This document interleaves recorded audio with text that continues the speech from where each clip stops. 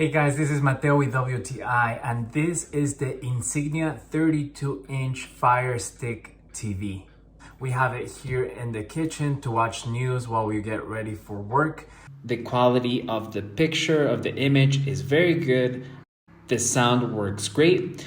I also like that in the remote control you have quick access to some of your favorite applications, and it also has voice control, so you can just click on the mic, say whatever you need to search for. Nature videos. Getting that from YouTube. I mostly use it to look for certain videos instead of using the keyboard on the TV and having to look for each letter with the remote. I just simply use the voice control. So for the price, I really think this is a very good TV. It really has so many things you can do with it, so many options, and I think this is a very good purchase. And that is my point of view.